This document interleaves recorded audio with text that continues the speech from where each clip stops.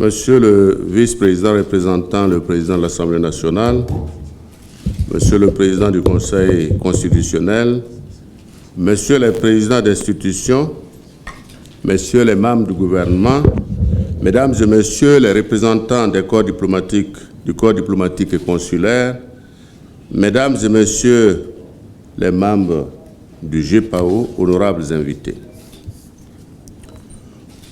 Au moment où la communauté ouest-africaine des éditeurs de presse publique se retrouve à Ouagadougou, je voudrais rendre hommage aux acteurs et actrices infatigables du quatrième pouvoir qui ont pour sacerdoce l'information, la sensibilisation et la conscientisation des populations.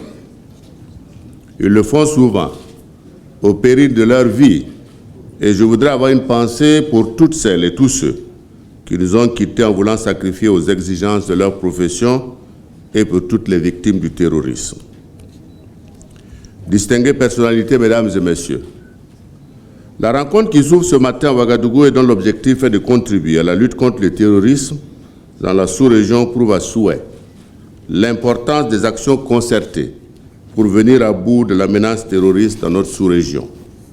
C'est du reste ce qui justifie la création du G5 Sahel à l'initiative des 5 pays du Sahel en février 2014 et dont la double vocation est de lutter contre le terrorisme et de promouvoir l'intégration économique régionale. Le terrorisme est un affront aux valeurs communes inscrites dans la Charte des Nations Unies et dans la Déclaration universelle des droits de l'homme et du citoyen. C'est à juste titre qu'il devra être combattu partout où il sévit. Dans cette entreprise, les médias ont une importante partition à jouer. Outils de sensibilisation, de formation et de conscientisation, les médias véhiculent au quotidien nos valeurs et nos espoirs. Les hommes et les femmes de médias, publics ou privés, doivent se convaincre des exigences de la communication de crise et en faire leur credo. Selon le dernier rapport de Reporters sans frontières, le Burkina Faso, pour l'année 2019, occupe la 36e place sur 180 pays dans le monde. Une position appréciable au regard du contexte sécuritaire précaire. Ce classement fait sur la base des performances en matière de pluralisme, d'indépendance des médias, d'environnement et d'autocensure, de cadre légal, de transparence et de qualité des infrastructures soutenant la production de l'information, est le signe d'une volonté politique affichée pour offrir un terreau fertile à l'éclosion d'une réelle liberté d'informer. Nous continuerons à favoriser une presse libre, responsable et transparente, car la liberté d'expression est une valeur fondamentale qui ne doit jamais être mise en péril. Elle est pour nous un pilier de la démocratie et de l'état de droit, et nous devons sans cesse renforcer et élargir, pour autant que le pouvoir des médias s'exerce au bénéfice de la nation entière. Tout autre comportement devra être combattu. Le terrorisme moderne, par ses attaques violentes et spectaculaires, agit de manière à attirer autant que possible l'attention du monde. Dans un contexte de profonde crise du paysage médiatique traditionnel, les médias émergents élargissent le cercle de la parole et offrent plus de liberté à l'utilisateur qui en est en même temps un générateur de contenu. Cette décentralisation dans la production du contenu médiatique profite également au mouvement terroriste. Face à cette donne, il devient plus que jamais nécessaire que les médias traditionnels redoublent d'efforts pour relever le défi de la crédibilité, du professionnalisme et de la responsabilité.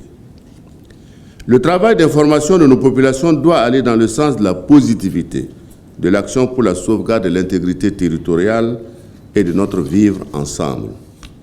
Pour ce faire, les structures en charge de la régulation des médias devraient accomplir un travail de veille, de renforcement des capacités, non seulement des acteurs des médias pour des contenus aidant à la cohésion sociale, mais également vis-à-vis des populations pour un meilleur usage des médias. Mesdames et Messieurs les journalistes, au-delà des règles de droit et de déontologie au respect desquelles tout journaliste est tenu, il y a l'éthique, complexe par essence et à l'aune de laquelle s'apprécie votre niveau de responsabilité sociale. C'est pourquoi je vous encourage au cours de vos échanges à revisiter les bases de votre sacerdoce, à envisager toutes les possibilités pour l'essor d'une presse qui construit et pérennise la cohésion sociale dans ce contexte difficile.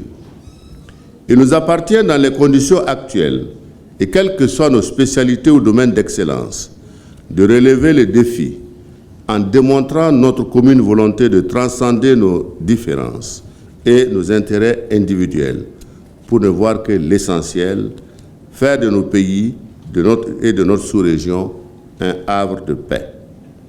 Dans cette quête, nous sollicitons la contribution ferme et engagée de la communauté internationale et de tous les hommes épris de paix, de justice et d'équité, car c'est ensemble que nous viendrons à bout du péril terroriste.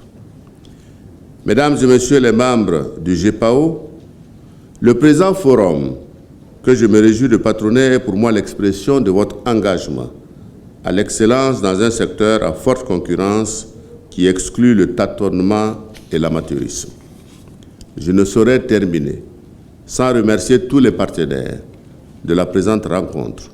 Je salue la présence de nos hôtes venus apporter leur contribution à la réflexion et formule le vœu que cette rencontre consolide les bases d'une presse républicaine professionnelle maniant avec responsabilité son pouvoir d'informer. Sur ce, je déclare ouvert le forum du groupement des éditeurs de presse publique de l'Afrique de l'Ouest, GEPAO.